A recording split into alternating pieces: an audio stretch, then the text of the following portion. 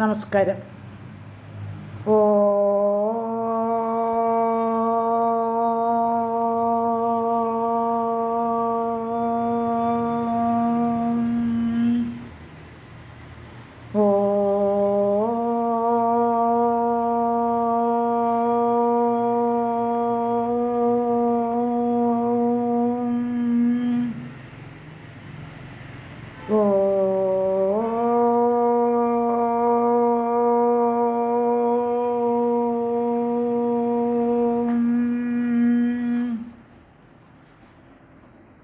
ഓം നമോ നാരായണായ. ഛ എന്ന അക്ഷരത്തിൽ തുടങ്ങുന്ന ശ്ലോകം. ഹരിനാമകീർത്തനത്തിലെ ഛ എന്ന അക്ഷരത്തിൽ തുടങ്ങുന്ന ശ്ലോകം. ഛന്നത്വമാർന്നു കനൽ പോലെ നിറഞ്ഞുലകിൽ മിന്നുന്ന നിൻമഹിമയാർക്കും തിരിക്കരുത്. അന്നു കാൺമതിനെ വാഴ്ത്തുന്നു മാമുനികൾ എന്നത്രേ തോന്നി മമ നാരായണായ നമ. നാരായണായ നമ നാരായണായ നമ നാരായണായ നമ നാരായണായ നമ നാരായണായ നമ നാരായണായ നമ നാരായണായ നമ നാരായണായ നമ.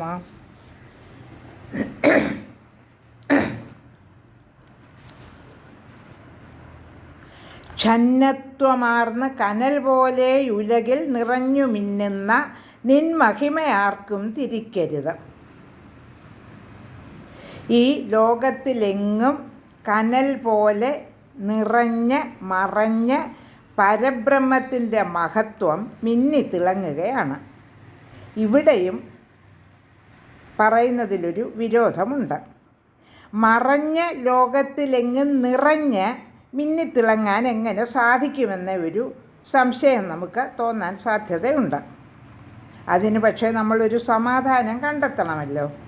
സ്ഥൂലവും സൂക്ഷ്മവും രണ്ട് എന്ന പ്രതീതി അസത്യമാണ്.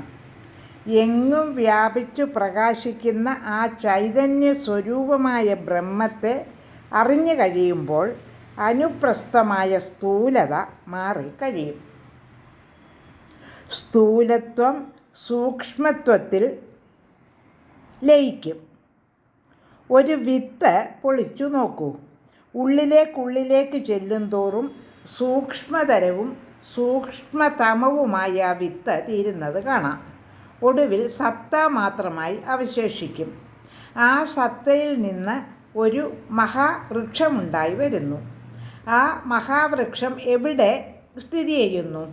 ആ സൂക്ഷ്മസത്തയിൽ, അഥവാ ആ സൂക്ഷ്മതത്വം തന്നെയാണ് മഹാവൃക്ഷമായി കാണപ്പെടുന്നത്. ആ മഹാവൃക്ഷം മുഴുവൻ വ്യാപിച്ചു പ്രകാശിക്കുന്ന തത്വം സത്ത തന്നെയാണ്. പരിണാമരൂപമായി സാഖ്യന്മാർ വ്യാഖ്യാനിക്കുന്ന ഈ പ്രപഞ്ചം അദ്വൈത വേദാന്ത ദിശാവിവർത്തം മൂലം ഉളവാകുന്നതാണ്. ഓരോ വസ്തുവും അതിസൂക്ഷ്മമായ അണുവായി വിഭജിച്ച് അവസാനം തേജസ്സിലാണ് ചെന്ന് നിൽക്കുന്നത്. ഏതു സ്ഥൂല പദാർത്ഥവും തേജസ്സിൻ്റെ പുഞ്ചീഭൂതമായ അവസ്ഥയാണ്. സയൻസിനും ഈ അഭിപ്രായം സമ്മതം തന്നെയാണ്. അദ്വൈത തത്വം സയൻസിൻ്റെ ദർശനത്തിൻ്റെ അടിസ്ഥാനത്തിൽ വ്യാഖ്യാനിക്കാനല്ല ആചാര്യനിങ്ങനെ പറയുന്നത്. ശാസ്ത്രീയ ദർശനങ്ങൾ മാറി മാറി മറ്റൊന്നായി തീരുകയാണ്. അദ്വൈതം ആത്യന്തികമായ സമാധി ദശയിലെ അനുഭവം മാത്രമാണ്. അത് ഭൗതിക പരിവേഷത്തിൽ നമുക്ക് വ്യാഖ്യാനിക്കുവാൻ സാധിക്കുകയില്ല. അതിനെ വ്യവച്ഛേദിക്കാനും സാധ്യമല്ല. അന്നു കണ്ടതിനെ വാഴ്ത്തുന്നു മാമുനികൾ എന്നത്രേ തോന്നി മമ നാരായണായ നമ. നിത്യമായി കണ്ടറിഞ്ഞതിനെയാണ് മാമുനിമാർ കീർത്തിക്കുന്നത്. നമുക്ക് അനുഭവമായി തീരാത്ത പരബ്രഹ്മതത്വത്തെ യോഗികൾ അനുഭവിച്ചറിഞ്ഞിട്ട് അതിൻ്റെ മഹിമ വാഴ്ത്തുകയാണ്. നമുക്ക് അതെന്തെന്നറിയാൻ പാടില്ല, നാം സാധാരണ മനുഷ്യരാകൊണ്ട്.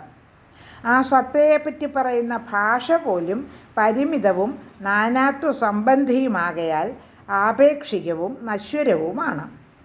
അതിലൊക്കെ ഒതുക്കി പറയണമെങ്കിൽ അസാധാരണത്വം കലർത്തിയേ സാധിക്കുകയുള്ളൂ. അപ്പോഴാണെങ്കിൽ യുക്തിഭംഗം വരും, മനസ്സിലാകുകയുമില്ല. ഇതാണ് ബ്രഹ്മത്തിൻ്റെ സാക്ഷാൽ സ്ഥിതി എന്ന് നാം മനസ്സിലാക്കണം.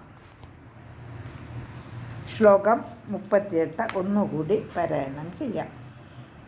ഛന്നത്വമാർന്നു കനൽ പോലെ നിറഞ്ഞുലകിൽ മിന്നുന്ന നിൻ മഹിമയാർക്കും തിരിക്കരുത്.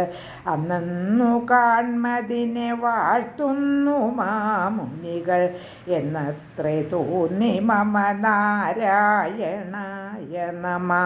നാരായണായ നമ നാരായണായ നമ നാരായണായ നമ നാരായണായ നമ നാരായണായ നമ നാരായണായ നമ നാരായണായ നമ നാരായണായ നമ.